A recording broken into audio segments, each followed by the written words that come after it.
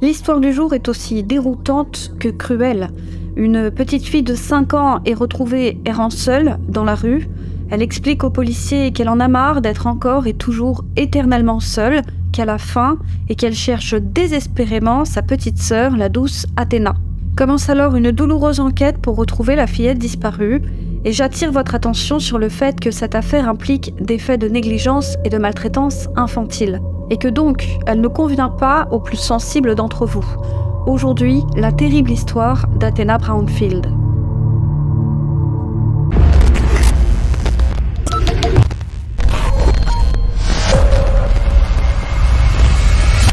Salut, moi c'est Lila. Et moi Lilia. Et nous sommes les Ukraine Sisters. Et on remercie notre sponsor du jour, Surfshark. Surfshark est un VPN qui va vous permettre de sécuriser vos informations personnelles lorsque vous surfez sur Internet. Vos informations vont traverser un tunnel encrypté qui va garantir leur confidentialité. Ainsi, toutes vos données telles que vos photos, vos mots de passe ou encore vos informations bancaires sont protégées. Et comme Surfshark dispose de plus de 3000 serveurs partout dans le monde, vous allez pouvoir cacher votre adresse IP et ainsi naviguer de manière privée et sécurisée et avoir accès à plein de contenus partout dans le monde auxquels on n'a pas accès habituellement. Par exemple, moi je l'utilise pour regarder des séries et des documentaires sur Netflix US et ça marche aussi pour Amazon Prime. Et ça marche aussi lorsque vous faites votre shopping en ligne. Et comme je fais beaucoup mon shopping en ligne, je sais que grâce à Surfshark, je suis protégée des fraudes à la carte bancaire. Je sais que je peux faire mon shopping en toute tranquillité et en plus Surfshark me protège des logiciels malveillants et me débarrasse des pubs. Et c'est aussi bien pratique lorsque vous utilisez le Wi-Fi public. Le Wi-Fi public, c'est très pratique, mais ce n'est absolument pas sécurisé et grâce à Surfshark, vous pourrez naviguer en toute sécurité sans avoir peur qu'on ne vous pirate vos données telles que n'importe quelle donnée personnelle ou encore vos données bancaires. Mais le plus grand avantage de Surfshark, c'est dans l'utilisation des comparateurs de voyage. Grâce à Surfshark, j'évite les augmentations tarifaires à chaque fois que je me connecte ou que je me déconnecte d'un site. Ainsi, je peux vraiment préparer mes vacances tranquillement et je sais que j'aurai vraiment les billets de train, les vols et les chambres d'hôtel au meilleur prix. Mais le plus important, c'est qu'en plus d'être un excellent VPN, il a un excellent rapport qualité-prix puisqu'il coûte seulement 1,79 € par mois et il a beaucoup plus d'avantages que les autres VPN du marché.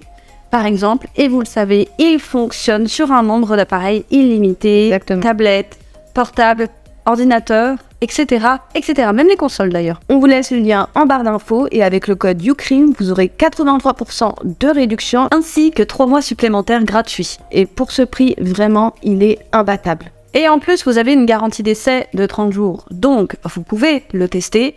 Et si vous n'êtes pas satisfait, eh bien, vous êtes remboursé. Alors, n'hésitez pas. Direction la ville de Cyril, située au sud-ouest d'Oklahoma City, par une froide après-midi d'hiver, le 10 janvier 2023. Alors, remarquez à quel point cette affaire est récente. Et cette affaire commence par un coup de téléphone passé au 911, le service des urgences. Il est alors 14 h. Au bout du fil, une factrice. Elle explique à l'opérateur qu'alors qu'elle était en pleine tournée de distribution de courrier, elle a découvert tout à fait par hasard une petite fille âgée de 4 ou 5 ans errant seule dehors, dans la rue et en t-shirt qui plus est. Elle explique que personne ne semble s'inquiéter de laisser une aussi jeune enfant sans surveillance et dans le froid. C'est inconscient et dangereux. Alors elle demande qu'on envoie une patrouille pour enquêter et elle précise que ce quartier, elle y travaille depuis longtemps, elle connaît tout le monde, mais jamais elle n'a croisé cette petite fille auparavant. L'opérateur lui demande de surveiller l'enfant, une patrouille est en route. Et la scène est désolante, l'enfant est transit froid, elle tremble de tout son corps, alors sans attendre, la gentille factrice l'enroule dans une couverture et la rassure, tout ira bien. Elle lui demande tout de même où sont ses parents, mais la fillette, terrifiée, n'ose pas répondre. Mais à force de douceur, elle arrive à lui soutirer quelques précieuses informations. La fillette lui dit qu'elle a faim et qu'elle cherche sa petite sœur. Dans la foulée, une patrouille arrive sur les lieux et les policiers constatent qu'effectivement, la factrice disait vrai. L'un d'eux s'approche de l'enfant et lui demande son nom. La petite, peu rassurée, explique d'une toute petite voix qu'elle s'appelle Adina. On lui demande son âge, elle hésite, elle a du mal à faire confiance à ses adultes, puis elle répond timidement qu'elle a 5 ans. Les policiers lui demandent ce qu'elle fait là, toute seule, et Adina hésite encore. Elle n'ose regarder personne dans les yeux et elle finit par expliquer de sa petite voix douce et anxieuse qu'elle en avait assez de rester seule chez elle, qu'elle était fatiguée de n'avoir jamais personne à qui parler et que donc elle a décidé de sortir dehors. Et quand on lui demande où elle comptait aller comme ça, elle explique qu'elle cherche sa petite sœur, elle ne sait pas où elle est. Les policiers lui demandent alors où est sa maison, mais Adina est tout à fait incapable de dire où elle se trouve. Bizarre, se disent les enquêteurs, mais après tout elle est jeune, ceci explique peut-être cela. Alors les policiers décident d'enquêter. Ils prennent Adina par la main et s'en vont faire la tournée des maisons. Mais maison après maison, personne ne connaît cet enfant. Tout comme la factrice, ils ne l'ont jamais vu dans le coin. Or, tout le monde se connaît dans cette petite ville rurale, alors c'est étonnant. Puis, enfin, au 225 rue Ouest Nebraska, une femme ouvre aux policiers et en découvrant la fillette, elle semble soulagée. Elle connaît Adina. Elle explique aux enquêteurs qu'Adina a échappé à sa vigilance et qu'elle l'a cherchée partout. Mais elle semble chercher quelque chose d'autre du regard. Étonnée, elle demande aux policiers « Où est sa petite sœur ?» « Comment ça, où est sa petite sœur ?» se disent les enquêteurs. Ils pensaient que cette fameuse petite sœur que cherchait Adina était chez elle. Mais non. Commence alors une enquête qui va tenir en haleine nombre d'Américains et plus particulièrement les habitants du quartier. Cette femme qui a ouvert la porte, c'est Alicia Adams. Elle a 31 ans et est mère de 4 enfants. Elle est fraîchement séparée de son mari, Yvon Adams, 36 ans. Les âges et les identités des enfants ont été gardés secrètes. Leur vie, leur situation, tout ça, vous n'en entendrez pas parler au cours de cette vidéo. Et Alicia explique qu'avec son mari, ils sont encore mariés même s'ils sont séparés, ils avaient généreusement accueilli les 2 sœurs chez eux. C'était 1 an et demi auparavant, car leur mère ne pouvait pas s'occuper d'elles. Alors le cœur sur la main, touchée par leur situation, elle avait pris ses 2 petites sœurs sous son aile, en plus de ses 4 enfants biologiques. Quant à la petite sœur, elle s'appelle Athéna, et elle est âgée de seulement 4 ans. Alicia explique qu'elle ne sait pas où elle se trouve, elle explique qu'elle était en train de fouiller la maison à la recherche des fillettes, et qu'elle s'est donc probablement enfuie, elle aussi, pour suivre sa sœur. Les policiers se mettent alors sans attendre à la recherche d'Athéna, il est urgent de la retrouver. Les enquêteurs, en plus d'inspecter les parages, fouillent la maison, peut-être qu'elle est encore cachée quelque part à l'intérieur, et malheureusement, Adina ne sait pas où est sa petite sœur. La pauvre enfant est confuse, elle a l'air de n'avoir aucun repère. Mais voilà, après une rapide fouille, la petite Athéna reste introuvable. Des renforts sont alors appelés sur les lieux. Selon Alicia Adams, au moment de sa disparition, Athéna portait un pull à capuche avec des papillons imprimés dessus. Et alors que les recherches s'intensifient, la grande sœur, elle, est conduite en lieu sûr. Et les travailleurs sociaux se rendent compte que quelque chose cloche. Elle a un regard à vous briser le cœur, à la fois triste et effrayé, à la mauvaise mine, elle est très maigre, et son teint est presque gris. Et les doutes sur son état de santé vont se confirmer lorsque, au moment de lui donner un petit quelque chose à manger, eh bien Adina s'est littéralement jetée dessus. La pauvre enfant est manifestement affamée. Depuis quand n'a-t-elle pas mangé? C'est la question que se sont posées policiers et travailleurs sociaux. Les heures passent et les recherches n'ont de cesse de s'intensifier. Un chien policier est dépêché sur place, on lui fait renifler l'odeur d'Athéna, mais il ne semble sentir l'odeur de la fillette nulle part, si ce n'est dans la maison. Un hélicoptère est affrété et survole les environs. Des plongeurs fouillent le fleuve situé non loin, dépêchent aussi des bateaux. Et dans la foulée, les médias en vendent cette histoire et les Américains découvrent alors le visage de la petite Athéna. Une petite bouille d'ange et chacun retient son souffle. Une enfant de 4 ans qui a disparu depuis déjà plusieurs heures. C'est plus que mauvais signe, mais à ce stade, tout le monde espère que la fillette est juste perdue à attendre quelque part. À l'annonce de la terrible nouvelle, les voisins se joignent aux efforts des policiers, chacun met la main à la pâte, ce qui n'arrange pas les affaires des policiers qui vont par voie de presse communiquer et déclarer. Le BSBI demande que le public ne se déploie pas pour rechercher Athéna. Les personnes qui recherchent Athéna par leurs propres moyens pourraient interférer à l'enquête en contaminant des preuves potentielles. Mais les gens s'en fichent, ils s'organisent par petits groupes pour retrouver la fillette. Mieux vaut contaminer des preuves potentielles plutôt qu'elle ne meure de froid, se disent les habitants. Car il y a urgence, la nuit va tomber et les températures comme chaque soir vont encore drastiquement chuter. Alors si elle est dehors quelque part, elle ne survivra pas, elle ne passera pas la nuit. Et en réalité, la nuit commence déjà à tomber. Le plus urgent est d'essayer de retracer donc l'itinéraire de la jeune fille. À ce stade, tous pensent qu'Athéna a dû faire comme sa sœur, à savoir sortir dehors. Et comme la plupart des maisons et commerces sont équipés de caméras de surveillance, les enquêteurs établissent leur QG dans une église de la ville. Ils exhortent les habitants et chefs d'entreprise qui disposent de sonnettes caméras ou de caméras de vidéosurveillance de se rendre dans cette église afin d'y déposer les images. Si la fillette s'est baladée seule dans la rue, elle sera localisée par ces caméras présentes, comme je vous le disais, en nombre dans le quartier, et les habitants vont venir en masse apporter les rushs de leurs caméras de vidéosurveillance personnelle. Athéna devient le temps des recherches, la fille de tous. Et pendant ce temps, ce que tous redoutaient arrive, la nuit tombe, puis la nuit passe, et toujours aucune trace d'Athéna nulle part. Pendant ce temps, les policiers n'ont pas chômé et étudié une à une les images de vidéosurveillance, mais Athéna n'apparaît nulle part. On trouve effectivement des traces d'Adina errant seule, son itinéraire est à peu près retraçable, mais elle a toujours été seule, ce qui laisse penser qu'elle est sortie seule. Les recherches se poursuivent le lendemain, et les zones d'ombre de cette affaire, l'état préoccupant d'Adina pousse les enquêteurs à s'intéresser de plus près à ce couple de parents d'accueil, et aussi et surtout aux parents biologiques. Les policiers arrivent à localiser sans difficulté les parents biologiques. Ils sont séparés. Il y a la mère, Jasmine Brownfield, et elle est interrogée. Elle explique que sans emploi, elle ne pouvait même plus ne serait-ce que nourrir ses enfants, ni même les habiller, rien. Alors elle avait décidé de les confier aux Adams, il y a 1 an et demi, presque 2 ans. On sait qu'Alicia et elle sont de la même famille, mais les enquêteurs n'ont pas révélé leur lien de parenté. Quant au père biologique, les policiers découvrent un homme fou d'inquiétude. Il est envahi par l'émotion.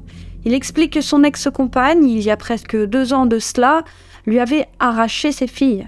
Elles avaient toutes disparu du jour au lendemain. Il les avait cherchées partout avec sa famille et il ne savait même pas que leur mère les avait kidnappées pour les confier à d'autres. Il les pensait au moins à l'abri avec leur mère et il s'écroule lorsqu'il découvre que l'une d'elles a disparu. Et pareil pour la grand-mère paternelle des fillettes, Penny Brownfield. Elle a expliqué que cela faisait environ 1 an et demi qu'elle n'avait plus de nouvelles de ses petites filles depuis que la mère s'était enfuie avec, et elle a déclaré au sujet de la disparition d'Athéna: « Je ressens des douleurs thoraciques déchirantes et des maux d'estomac. Nous voulons juste qu'elle soit retrouvée et qu'elle soit en sécurité. » Et les policiers n'ont rien indiqué à la presse concernant la famille paternelle. L'enquête est verrouillée, donc je ne suis pas en mesure de vous dire si des avis de disparition avaient été déposés par la famille paternelle au moment du rapt parental. Et la suite des découvertes des policiers n'est que plus alarmante.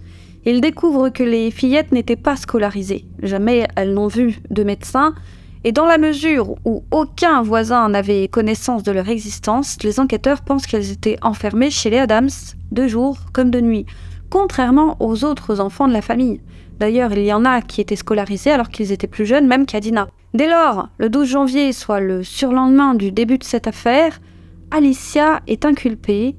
Yvon, quant à lui, est localisé dans un autre état et lui aussi est inculpé. Et pendant tout ce temps, vous l'aurez compris, Athéna reste encore et toujours introuvable. La petite Athéna était décrite comme douce, elle adorait le coloriage, elle adorait se déguiser, par-dessus tout, elle adorait sa sœur, elle aimait aussi chanter, elle était passionnée par les chansons des Baby Shark, et voilà, on ne sait pas grand-chose de plus sur elle.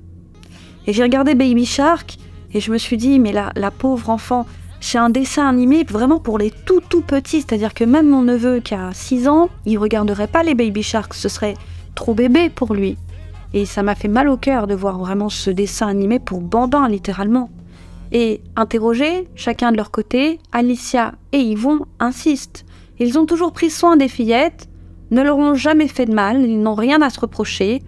Athéna a sans doute suivi sa sœur dehors et peut-être que quelqu'un l'aurait enlevée ou peut-être que plus simplement elle est tombée quelque part dans un fourré, ils n'en savent rien, ils se disent eux aussi fous d'inquiétude. Alors les enquêteurs ont l'idée de se tourner vers les réseaux sociaux d'Alicia et d'Yvon pour étoffer un peu plus leur enquête et voici ce qu'ils vont découvrir. Alicia, qui se définit elle-même comme influenceuse beauté, postait régulièrement des photos de sa vie sur Instagram. Ses routines beauté, son 4 heures, ses états d'âme, bref. Et si ces 4 enfants biologiques apparaissent effectivement régulièrement dans ses publications, enfants dont elle semblait très fière, Les policiers constatent qu'elle n'a en revanche jamais posté une seule photo ni d'Adina ni d'Athéna. Les deux petites étaient de vrais fantômes. Elles étaient cachées à la face du monde, tant dans la vie que sur les réseaux. Et ça, avouez que ça n'annonce rien de bon. Alors les policiers font pression sur le couple Adams. Yvon se mure dans le silence, il refuse de parler. Mais si Alicia, dans un premier temps, s'était embourbée dans des dénégations, et bien finalement, elle va, quelques heures après son arrestation, craquer et finir par avouer aux enquêteurs qu'ils auront beau chercher la petite Athéna, eh bien ils ne la trouveront jamais, du moins pas vivante, puisqu'elle est morte. Elle explique qu'elle est morte le mois dernier, et pas n'importe quel jour, c'était le soir de Noël. Elle a indiqué que ça s'est passé le 25 décembre, un peu avant minuit, soit le lendemain du réveillon. Elle explique qu'Athéna a été rouée de coups par Yvon et qu'elle n'a pas survécu. Selon elle, pour la punir, alors je fais une aparté, on ne sait pas ce qui a déclenché la colère d'Yvon, ni même l'étendue des maltraitances sur les fillettes. Était-elle régulièrement battue, enfermée? On ne sait pas. Alicia n'a avoué que le strict minimum. Bref, Yvon aurait commencé à passer à tabac la fillette de 4 ans en lui tenant fermement les bras pour qu'elle ne puisse pas se défendre. Vous savez, on a le réflexe de mettre les mains devant son visage, par exemple, ou de se mettre de profil pour éviter de prendre des coups comme ça de face. Eh bien, la pauvre Athéna était littéralement donc les mains retenues et donc à la merci de son bourreau. Et ce bourreau est loin d'avoir un petit gabarit, il est grand et il fait plus de 100 kilos. Quant à Athéna, elle a 4 ans et elle fait encore moins que son âge. Bref, la pauvre Athéna encaisse les coups et elle est alors dans un état terrible. Ses yeux étaient à ce stade, je cite, à peine ouverts. Mais ça n'a pas suffi pour Yvon, il l'aurait ensuite allongé sur le sol pour lui asséner 3 autres redoutables coups de poing à la poitrine. Des coups de poing si violents qu'Athéna en est morte. Et Alicia a assisté à tout ça. Et à aucun moment, elle n'est venue porter secours à la fillette.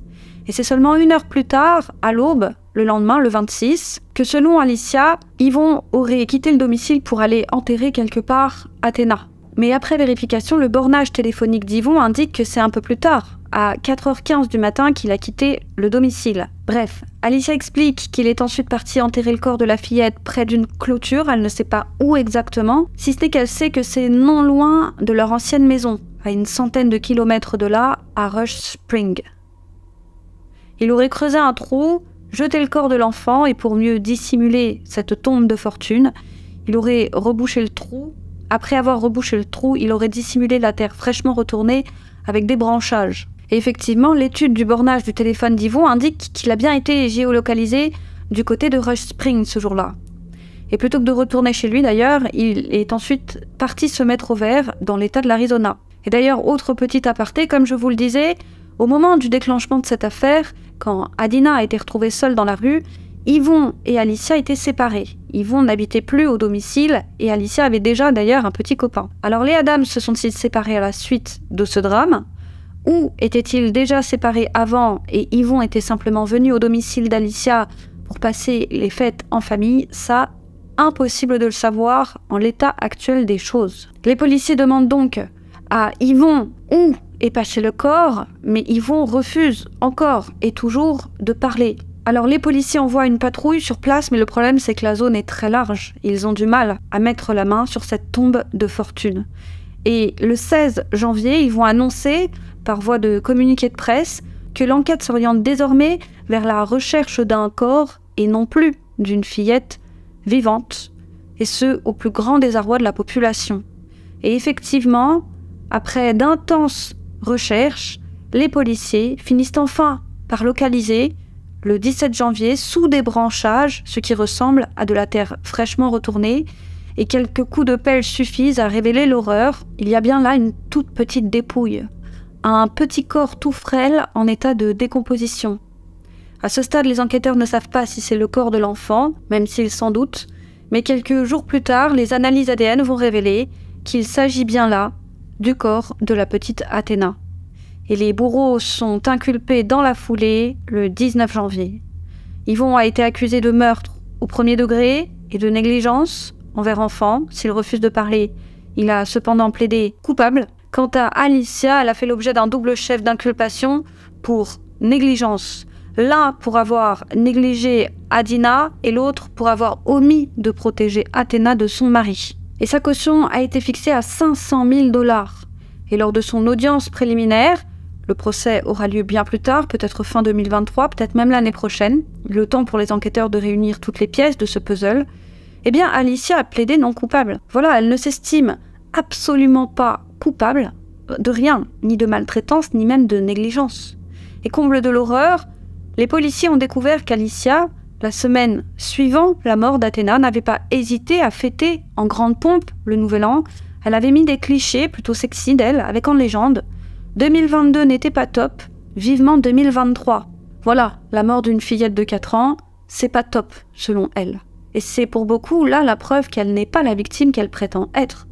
Elle serait pour beaucoup dénuée d'empathie et peu touchée par le triste sort de ses fillettes. Les policiers pensent qu'Adina a assisté à la mort de sa sœur. La pauvre enfant n'est pas bavarde, elle se mure dans le silence et devra suivre une longue thérapie pour faire face à ce traumatisme. Les deux sœurs, sachez-le, étaient véritablement fusionnelles. Elles savaient qu'elles pouvaient compter l'une sur l'autre. Elles étaient inséparables, du lever au coucher. Et sous l'effet du traumatisme, les enquêteurs pensent qu'Adina a occulté les choses, ou peut-être qu'elle n'a pas compris qu'Athéna était morte. Alors du jour au lendemain, la pauvre enfant s'est réveillée seule, sans ne plus avoir sa fidèle ombre avec elle, celle qu'elle aimait de tout son cœur. Imaginez ce qui a dû se passer dans sa tête. Elle a fini désespérée, sans savoir ni quoi faire, ni où aller, par sortir de cette maison du diable, tout pourvu qu'ici, à errer seule dans le froid à la recherche de sa petite sœur.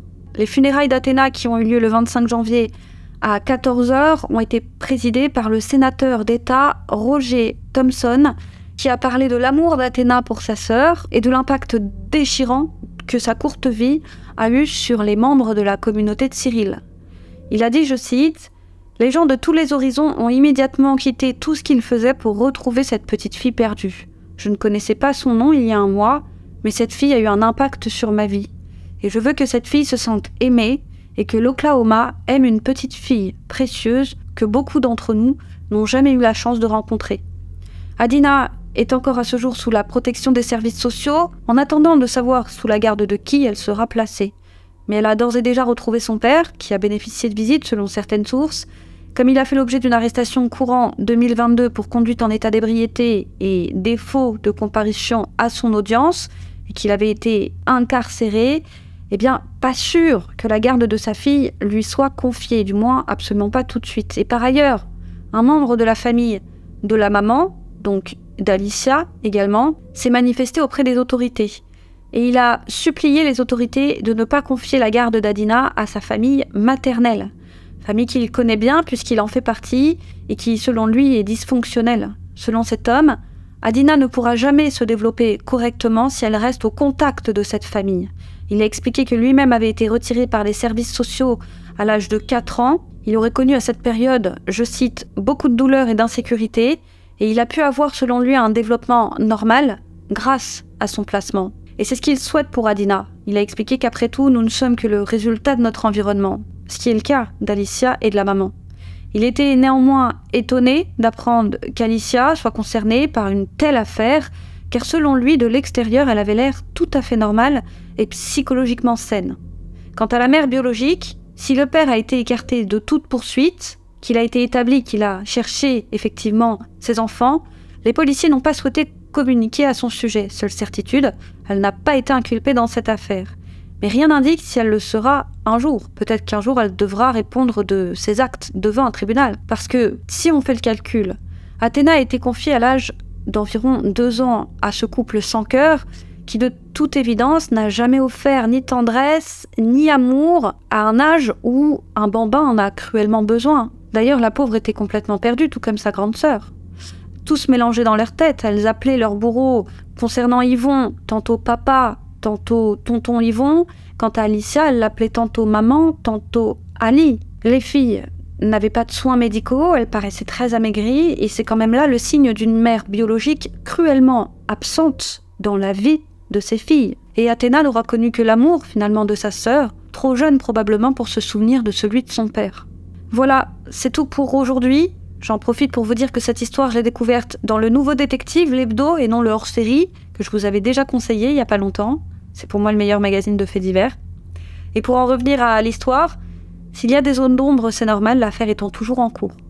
Merci de nous avoir suivis. Merci à notre sponsor, Surfshark, comme toujours, de sponsoriser ce genre de contenu difficile. D'ailleurs, c'est grâce à mon VPN que j'ai pu accéder notamment aux articles régionaux, parce qu'à 80%, cette histoire a été traitée à l'échelle régionale. N'hésitez pas à profiter de l'offre à 1,79 € par mois pour surfer en toute sécurité. Quant à moi, les amis, je vous dis à très vite sur YouCrime pour une autre triste histoire.